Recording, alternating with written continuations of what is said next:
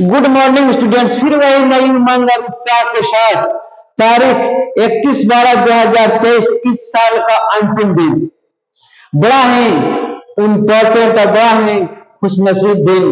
इस दिन मैं बताऊंगा कि भारतीय इतिहास में क्या विकृतीकरण किया गया, प्राचीन राजाओं और राजवंशों के संख्याओं और राजकालों में क्या कमी और क्या बेसिक किया गया। दूसरा पॉइंट मेरा रहेगा थेलेस थ्योरम के 9 और 10 का जो सॉल्यूशन एग्जाम्पल है इसको फिर से क्लियर करने का। और तीसरा रहेगा कि पीरियड ऑफ वेदा, जो पीरियड ऑफ वेदा जो लोग माने हैं, अंग्रेजों ने जो माना है सही है गलत है, उसको कई उद्धरण पर प्रस्तुत करते हुए मैं कुछ बोलूंगा इस पे।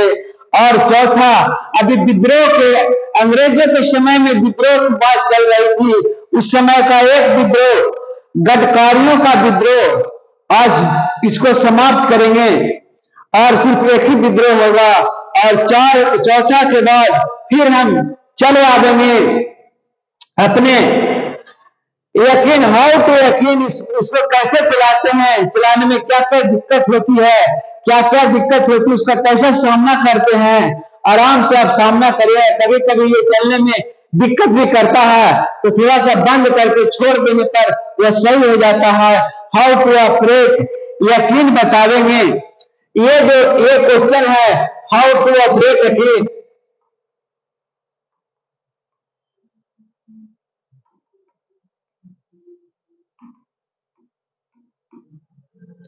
हाउ टू ऑपरेट यकीन 12 ये भी बताएंगे हम, यानी 5 कंटेंट्स लेकर मैं चलूंगा और 5 कंटेंट्स के बारे में कुछ कुछ बताऊंगा। तो पहला मेरा है कि भारतीय इतिहास में राजवंशों और राजाओं के तिथि काल में कहां कहां लोग अंतर कर दिए और अपने को बुद्धिमान साबित करने के लिए, अपने को सही ठहराने के लिए राजाओं का राज्यकाल कम कर दिया, राजवंशों का मेरे प्राचीन इतिहास के बिगाड़ कर रख दिया, उसमें विकृतीकरण कर दिया। उसको मैं फिर से दोहराकर ये बात को आपके मन में लाऊंगा और ये रिसर्च का विषय है। यदि कोई हिस्ट्री पर रिसर्च करता है तो मेरा ये बोलना उसके लिए सार्थक होगा। प्राचीन राजाओं और राजवंशों की संख्याओं तथा राजकालों में विकृतीकरण की गई। भारत के प्राचीनता को कम करके आंकने की दृष्टि से पाश्चात्य इतिहासकारों ने न केवल भारतीय इतिहास में प्राचीन राजाओं के आयु को कम करके उसके राजकालों को ही कम करके आंका, वरन उनके राजवंशों के राजाओं की संख्या तथा राजकालों को पीछे भी धकेल दिया। सैकड़ों हजारों वर्ष पूर्व हुए राजाओं का संख्याओं और राजकालों को बिना ठोस आधार आज मात्र कलम की नोक से कम कर देना या काट देना उचित नहीं कहा जा सकता। वैसे मैं ये नोट्स जो तैयार किया हूं आपके सामने आराम से रखूंगा ताकि आप देख सके और समझ सके। मैं इसी को जो नोट्स तैयार किया हूं कई किताबों को पढ़कर, वेद को पढ़कर, उपनिषद को पढ़कर, उसी से और भारतीय इतिहास का विकृतीकरण जो रघुनंदन प्रसाद शर्मा का लिखा हुआ किताब है उससे, मगध वंशावली, मगध राज साम्राज्य के विभिन्न राजवंशों और राजाओं की संख्या के राजकालों के लिए विलियम जेम्स ने अलग अलग आधारों पर कई सूचियां तैयार की, किंतु सभी का ब्यौरा अलग अलग ही रहा। ये वो ब्यौरा एक दूसरे से कोलैबोरेट नहीं किया और कोलैबोरेट नहीं करने से उसका झूठी का गवाह झूठी बात को पकड़ में आ जाता है।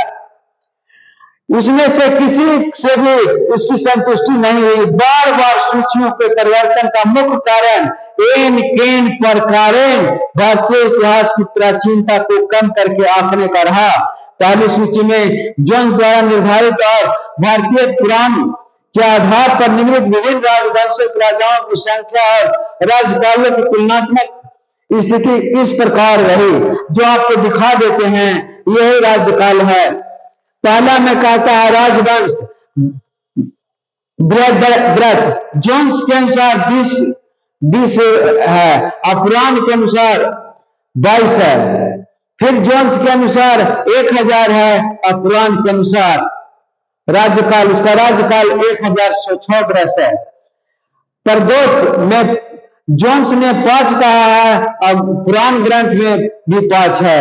और जोन्स ने फिर राज्यकाल में, राजाओं के राज्यकाल में 138 वर्ष, 138 वर्ष, चलिए ठीक है। शिशुनाग शिशुनाग जी में 10 जोन्स के राजाओं की संख्या 10 बोलता है, पुराण ग्रंथ में भी 10 बोलता है। और राज्यकाल में 360 जोन्स बोलता है, 360, ये भी शिशुनाग वाला भी ठीक है। नंद वंश में जोन्स के अनुसार राजाओं की संख्या 1 बताता है, जबकि पुराण ग्रंथ के अनुसार 9 बताता है। लेकिन जोन्स फिर ठीक किया, उसके बाद 100 वो भी माना और 100 यहाँ पुराण ग्रंथ में भी है।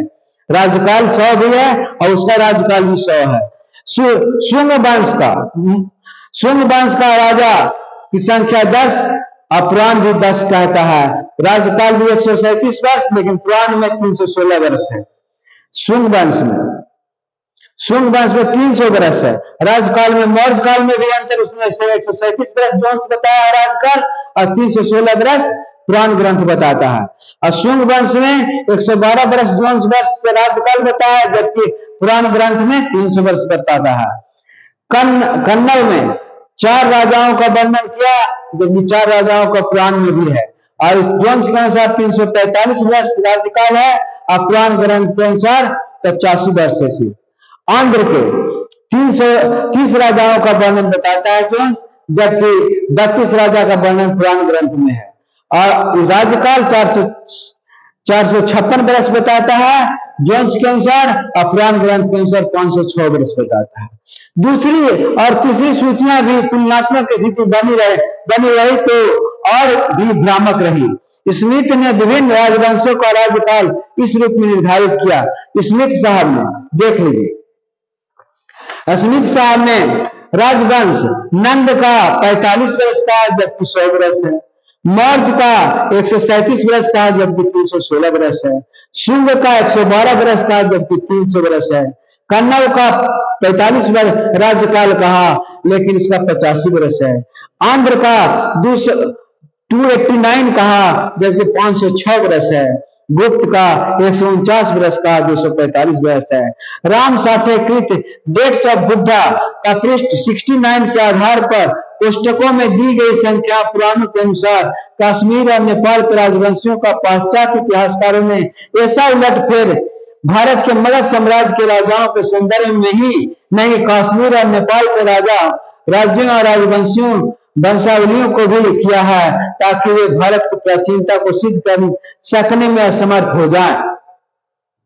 अब प्राचीन संबंधों को विकृतियां जो किया गया है, वो अगले एपिसोड में मैं बताऊंगा, यानी कल बताऊंगा। और अब सेकंड मेरा टॉपिक आता है थेलस थ्योरम। थेलस थ्योरम कहता है यदि किसी त्रिभुज के आधार के समानांतर कोई रेखा खींची जाए तो प्रोपोर्शनली जितना काटता है दोनों का प्रोपोर्शनल बराबर होता है, इक्वल प्रोपोर्शन होता है। Thales theorem in the given figure LM समानांतर सीबी, इसमें एलएम समानांतर है। ये वाला कलम हम ले लेते हैं ताकि हमको दिक्कत नहीं हो। हाँ, ये कलम मैंने ले लिया। एलएम समानांतर बीसी कहता है, ये इसके समानांतर है, एकदम समानांतर है। और एलएम समानांतर और एलएम ये समानांतर इसके है सीडी के। तो देन एम बटा ए बी बराबर एम बटा ए बी साबित करना है। तो हम पहला त्रिभुज ए एल एम ऊपर वाला में चलते हैं, इसके समानांतर ये है, इसलिए ए बी बटा एम बराबर ए सी बटा एल हो जाएगा, एसी बटा एल हो गया यहाँ ये वाला। अब फिर इसको उलट देते हैं। अब एम को ए बी कर दिए, इसको पूरे को उलट दिया जाता है, एम बटा ए बी बराबर ए बटा ए सी। फिर सेकंड में ट्रायंगल्स ए एल एल में चलते हैं, एल एल समानांतर सीधी है, इसलिए बाय थेलस थ्योरम एसी बटा एल बराबर ए बी बटा ए। कोरोलरी है इसका भी, कोरोलरी के अनुसार हो सकता हो रहा है। अब इसको भी उलट देते हैं। अब एल को ऊपर कर देंगे, ऐसे को नीचे कर देंगे, एल को ऊपर कर देंगे, एडी को नीचे कर देंगे। इस तरह उलट दिए तो एल बटा एसी बराबर एल बटा एडी। अब दोनों में देखते हैं कॉमन या ये कॉमन है, ये कॉमन है। जब कॉमन आ गया तो ए बराबर ये हो जाएगा। From 1 and 2 we get am बटा ए बराबर एल बटा एडी, प्रूफ हो गया। इसी प्रकार अब सेकंड चलते हैं। In the given figure D समानांतर एसी एंड डीएफ समानांतर ए, देन प्रूव दैट डीएफ बटा एसी इक्वल टू डी बटा एसी। इसमें प्रूव करने के लिए कहता है ये। तब हम फिर चलते हैं ट्रायंगल्स बीएई समानांतर है डीएफ, डीएफ समानांतर ए, इसलिए बीटी बटा बी बराबर डीएफ बटा एफ बाय थेलेस थ्योरम। उसी प्रकार बीएसी में चलते हैं, डी समानांतर एसी, इसलिए बीटी बटा डी बराबर डी बटा ईसी। अब दोनों को फ्रॉम 1 and 2 we get, ये दोनों कॉमन हो गया तो बीएफ बटा एपी बराबर बीएफ बटा डी बटा ईसी। आराम से प्रूफ हो जाता है, इसमें कोई दिक्कत नहीं होता है। हमको समझाने से यदि आप समझ जाते हैं तो मेरा जीवन धन हो जाएगा और आप भी धन हो जाएगा परीक्षा पास करके, क्योंकि परीक्षाएं दूसरी की इच्छा से होती है और आप उनको, एकमात्र मेरा ट्रिक है practice makes a man perfect. Bar bar practice करिए, बड़ा ही आराम तरीके, ज्योमेट्री बड़ा ही आसान है तो छात्रों को बहुत भारी लगता है। अब हम तीसरा टॉपिक पर चले आते हैं कि आपके सामने तीसरा टॉपिक है कि पीरियड ऑफ वेदा। वेदा का पीरियड क्या रहा? अब वेदा का पीरियड में है कि वेद हमारा जो लिखा गया वास्तव में उसका पीरियड जो अंग्रेजों ने माना वो सही था या गलत। हम ये बात को प्रूव करेंगे किताबों से, लोगों को साक्ष्य देंगे कि नहीं जो वेद लिखा गया मेरा बहुत पुराना है। और यह ठीक है कि मैक्स मूलर ने वेदों की संरचना के लिए जो काल निर्धारित किया था उसे पाश्चात्य विद्वानों ने तो मान्यता दे ही दी, भारत के भी अनेक विद्वानों ने थोड़े बहुत हेर फेर के साथ उसे भी मान्यता प्रदान कर दी, किंतु ऐसे विदेशी और देशी विद्वानों की संख्या काफी रही है, अब निरंतर बढ़ती जा रही है। जो 2000 वर्ष ईस्वी पूर्व में वेदों की रचना हुई है ऐसा मान लेने को तैयार नहीं है। अलग अलग विद्वानों ने वेदों के संकलन के लिए अलग अलग काल निर्धारित किया। कुछ विद्वानों ने का काल निर्धारित किस प्रकार है, जो आपको मैं ये फोटो के द्वारा दिखा देता हूँ कि ये काल निर्धारित है, तो बड़ा ही असमंजस की स्थिति पैदा करता है इंसान के जीवन में कि इतना असमंजस, मेरा इतिहास को बिगाड़ने की कितनी प्रयास किया गया अंग्रेजों द्वारा आक्रांताओं द्वारा। ये आक्रांता थे जो हमारा सभ्यता संस्कृति से कभी प्रेम नहीं किया और उसको बिगाड़ कर अपने सभ्यता संस्कृति को ऊंचा दिखाने के चक्कर में सारी गलतियां कर बैठे। तो मैकडॉनल्ड आदि विभिन्न पाश्चात्य विद्वान 1200 से 1000 ईस्वी पूर्व वेद की संरचना मानते हैं। कृति के अनुसार 1200 ईस्वी पूर्व, मैक्स मूलर के अनुसार 2000 से 1200 ईस्वी पूर्व, हॉग विल्सन और क्रिल्सन ग्रिथ, रमेश चंद्र दत्त 2000 ईस्वी पूर्व, बिटनिटर्स के अनुसार 2500 ईस्वी पूर्व, शंकर बालकृष्णन दीक्षित के अनुसार 3000 ईस्वी पूर्व, जैकोबी के अनुसार 3000 ईस्वी पूर्व, 3000 से 4000 ईस्वी पूर्व, बाल गंगाधर तिलक के अनुसार 6000 से 10000 ईस्वी पूर्व, हड़प्पा प्राचीनता के आधार पर 6000 के आसपास, और जे.एफ. जेरिंग के अनुसार 10,000 ईस्वी पूर्व से अधिक, डेविड फ्राडले के अनुसार 12,000 से अधिक वर्षों के पूर्व, और डॉक्टर संपूर्णानंद के अनुसार 18,000 से 30,000 ईस्वी पूर्व, डॉक्टर विष्णु श्रीधर वाकणन के अनुसार 25,000 वर्ष से अधिक, अविनाश चंद्र दास एवं वीरेंद्रनाथ मुखोपाध्याय 25,000 से 50,000 ईस्वी पूर्व। भारतीय पौराणिक आधार पर सृष्टि निर्माण के प्रारंभिक काल में नवीनतम शोध के अनुसार 3500 ईस्वी पूर्व से आगे की मानी जा रही है। बलूचिस्तान के बोलन दर्रे के निकट मेहरगढ़ में खुदाई में मिली। सामग्री के लिए दी गई 7,500 से 8,000 ईस्वी पूर्व की तिथि के आधार पर सरस्वती नदी के आधार पर जिसके किनारों पर वेद का संकलन हुआ था। इस संदर्भ में यह जैसे जैसे नए पुरातात्विक उत्खनन होते जा रहे हैं, वैसे वैसे भारतीय सभ्यता प्राचीन से प्राचीनतर सिद्ध होती जा रही है, और वैसे वैसे ही विश्व के सर्वप्रथम लिखित ग्रंथ वेद की प्राचीनता भी बढ़ती जा रही है, क्योंकि यह भारत का सर्वप्रथम ग्रंथ है और मेरा मानना है कि दुनिया का प्रथम ग्रंथ था। ये हम आगे फिर बताएंगे इस ग्रंथ के बारे में, ये अगला एपिसोड में होगा।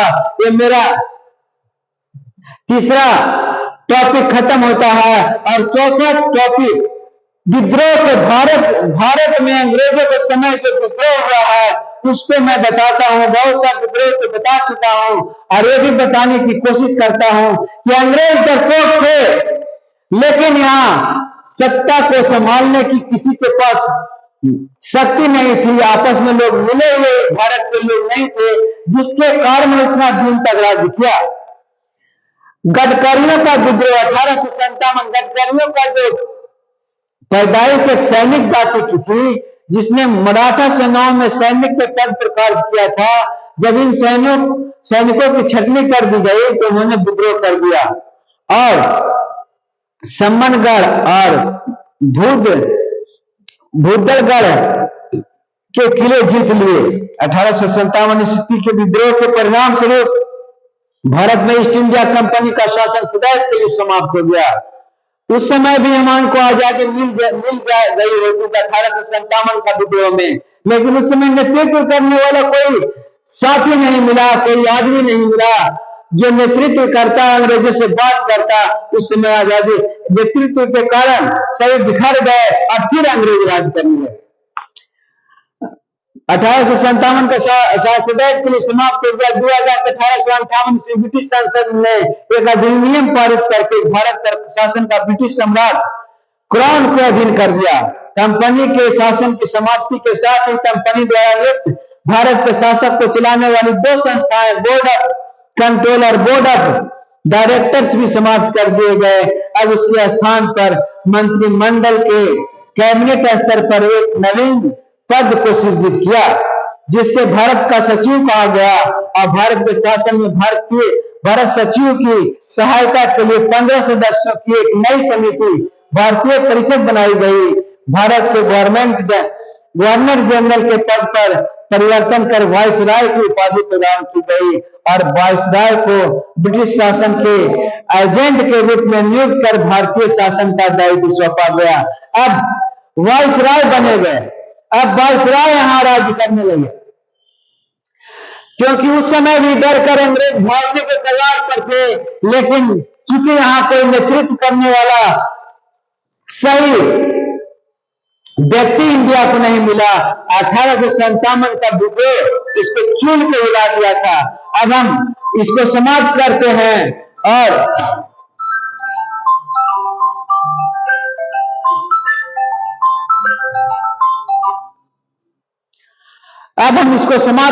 कि बार बार ये फोन आएगा और फोन आने के कारण पढ़ाई में थोड़ा सा डिस्टर्बेंस आता है, इसलिए मैं हाउ टू ऑपरेट हकीम को कर करके समाप्त करूंगा। जैसे इसको सेव करना है तो सेव करने के लिए यहाँ सेव ऑप्शन है, यस कर दिए, ये सेव हो गया। अब इसको मिटाने का कला हम बता चुके हैं कि इस तरह का मिटाने का कला है और मिटार करके मिटार दिए हम। इसको भी मिटार दीजिए, आप पूरे को मिटार दीजिए, मिटार गया ये और ये मिटार गया। और फिर हम लाने का मन है तो ये अंडू है, ऑप्शन है, इस तरह ऐसे कर देंगे, फिर से दोबारा चलाता है। ये चीज को बार बार मैंने बता दिया है। अब थोड़ा सा मैं चला करके बताता हूं आपको।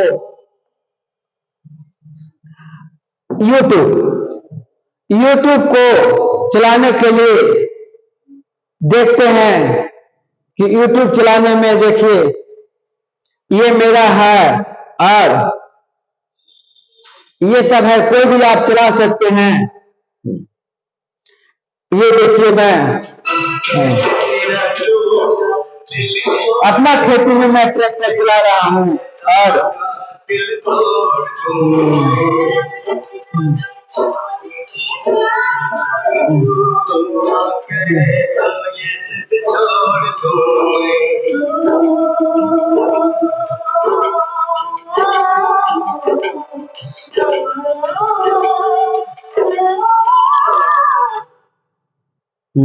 अब बैक में चला आता हूँ और अब धीरे धीरे समाप्ति की ओर अब समाप्त करना चाहता हूं कि इसको बंद करेंगे। इस तरह का फिर बैक आ गए और इस तरह हम चले आए अपने रियल बोर्ड पे और इस रियल बोर्ड पे फिर से मैं देखना चाहूंगा। तो देखने के लिए फिर हम यहाँ पर ऐसे दबाएंगे और फिर से इसे चलाएंगे और यहाँ पर आने के बाद भाई ये बोर्ड पर जाएंगे और बोर्ड पर फिर दोबारा मेरा जो पढ़ाए थे जो चला आया और अभी तक जो पढ़ाए हैं उससे बैग में देखेंगे नोट रहता है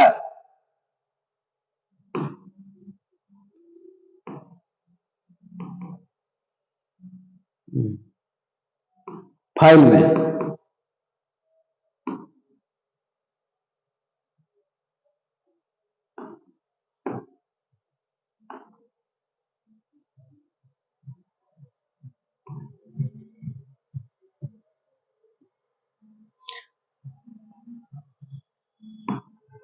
अब हम इसको समाप्त करते हैं और फिर हम अगले दिन कुछ बताएंगे क्योंकि अब समय ज्यादा हो रहा है।